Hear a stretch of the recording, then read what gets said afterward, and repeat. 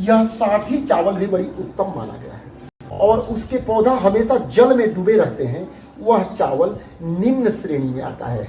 एक लाल कलर का चावल होता है, उसको हम लोग सेरहा भी बोलते थे। यह सबसे उत्तम माना गया है।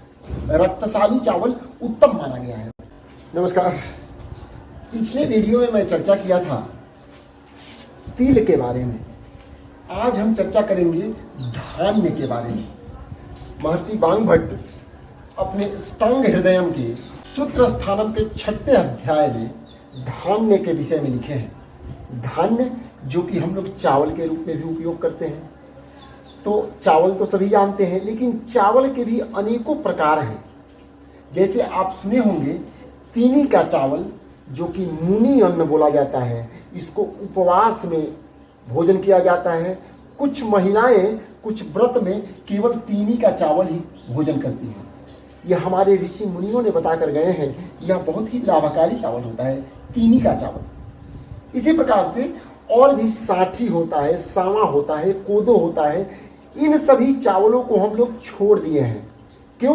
क्योंकि यह थोड़ा सा रूखड़ा होता है, थोड़ा स्वाद में उतना मधुर नहीं होता है जितना कि यह व्हाइट चावल होता है। तो चलिए हम विस्तार से जानते हैं। अनेकों प्रकार के धान्य में रक्तशाली उत्तम होता है। रक्तशाली एक लाल कलर का चावल होता है, उसको हम लोग सेरहा भी बोलते थे। यह सबसे उत्तम माना गया है। रक्तशाली चावल उत्तम माना गया है। जो धान्य ग्रीष्म ऋतु में होते हैं, कुछ ऐसे धान हैं जो 60 दिन में ही उपज जाते हैं। गांव में हम लोग सुने थे, उसको साठी बोलते हैं। यह साठी चावल भी बड़ी उत्तम माना गया है।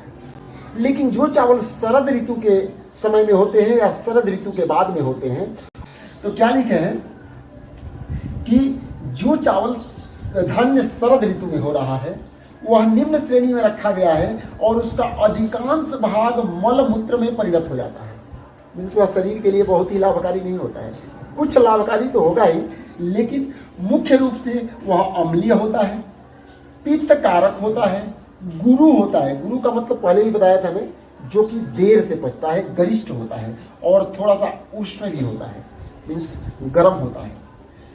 साथ साथ बताया गया है कि धान्यों में उत्तम धान साठी, सावा, कोदो और तिन्नी यह बहुत ही लाभकारी होता है। बोला गया है कि यह कफनाशक होता है, पीतनाशक होता है, हल्का होता है, लेखन होता है। लेखन का मतलब कि मल मूत्र को आसानी से बाहर कर देता है।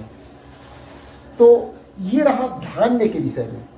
तो क्या है, आप भी सही धान्य का सेवन कर रहे हैं, सही चावल का सेवन कर रहे हैं? तो पूर्ण रूप से तो ये संभव नहीं हो पाता है आधुनिक युग में, लेकिन कम से कम जिस प्रकार से हमारे ऋषि मुनियों ने व्रत उपवास में ही इन सभी भोज्य पदार्थों को, इस सभी धान्य पदार्थों को सेवन करने के लिए बताए हैं, वर्णन किए हैं, उसी प्रकार से हमें भी कम से कम एक बार महीने में एकादशी व्रत में तीनी का, कोदो, सावा और साठी का अवश्य सेवन करें। तो ये रहा आज का विषय धान्य। आपको कैसा लगा अवश्य बताइएगा, और यदि इससे विस्तृत जानकारी आप दे सकते हैं तो भी बताइएगा। आपसे हम संपर्क भी करेंगे। कमेंट बॉक्स में आपके कमेंट का इंतजार रहेगा। धन्यवाद।